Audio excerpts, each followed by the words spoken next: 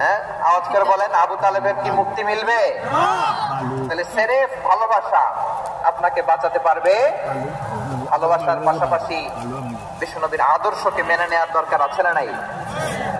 তো যারা এই সমস্ত কাজ করেন আমাদের ভাইয়েরা, তাদের জন্য আল্লাহ তাআলার কাছে আমরা হেদায়েতের দোয়া করি।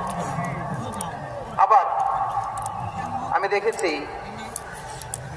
আমার গত সপ্তাহের যশোরের আলোচনার একটা লাইনকে কেন্দ্র করে আমাদের অনেক রাজনীতিবিদ বন্ধুরা অনেক ক্ষুব্ধ প্রতিক্রিয়া দেখাচ্ছেন। ওই কথাকে নিজেদের গায়ে টেনে, নিজেদের গায়ে মেখে ওনারা ক্ষুব্ধ হয়েছেন। প্রিয় ভাইয়েরা, আমি বলেছিলাম যে একদল খেয়ে গিয়েছে আর একদল খাওয়ার জন্য রেডি হয়ে আছে। তো এখানে কি আমি কোন দলের নাম বলেছি? বাংলাদেশে 48টা প্রায় নিবন্ধিত রাজনৈতিক দল, কোন দলের নাম আমি বলিনি। কথাটাকে আমি জেনারেল রেখেছি। দায়ীদের বৈশিষ্ট্যই এটা, দায়ীরা জেনারেলি কথা বলে, যার যেই মেসেজ নেয়ার তারা সেখান থেকে নিয়ে নেয়।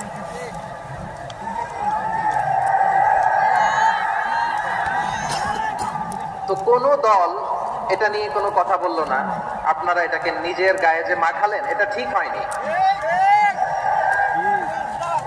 আমি বলবো যে এটা খুবই অনভিপ্রেত হয়েছে।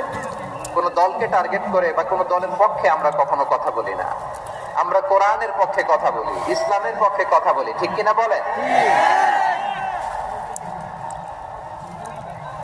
তো একটা জেনারেল কথাকে যদি আমার রাজনীতিবিদ বন্ধুরা নিজেদের গায়ে মাখেন, ক্ষুব্ধ প্রতিক্রিয়া জানান, এতে করে সাধারণ জনগণের কাছে একটা নেগেটিভ মেসেজ যাবে ওনাদের ব্যাপারে। এটা হোক আমরা চাই না। এদেশের যত, এই যে আমার ভাইয়েরা, এই যে আমি এই যে কথা বলতেছি, সাদা টুপি, ও আচ্ছা, চলে যাবেন না? একটু জায়গা দিয়ে দেন ওনাকে।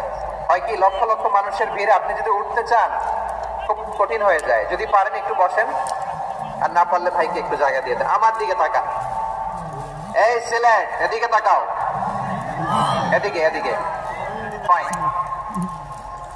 তা আমার প্রিয় রাজনীতিবিদ বন্ধুদের আমি বলবো, কথাটা ছিল ভেরি জেনারেল, এটা নিজেদের গায়ে মাখানোর কোনো দরকার নাই। আমরা এই যে এক্সিস্টিং যে রাজনৈতিক চর্চা, এটা থেকে আমরা বেরিয়ে আসতে চাই। আমরা চাই না এদেশে চাঁদাবাজি, দখলবাজি থাক, ঠিক কিনা বলেন? এদেশে কোনো দুর্নীতি থাক, টেন্ডারবাজি থাক, এগুলো আমরা চাই। আই হেট পলিটিক্স একটা জেনারেশন আছে, যে বেশিরভাগ জেন জি অফ সিলেট, এরা আই হেট পলিটিক্স জেনারেশন। এরা পলিটিক্সকে পছন্দ করে না। কেন করে না, এর দায়ভার আমাদের আছে না নাই?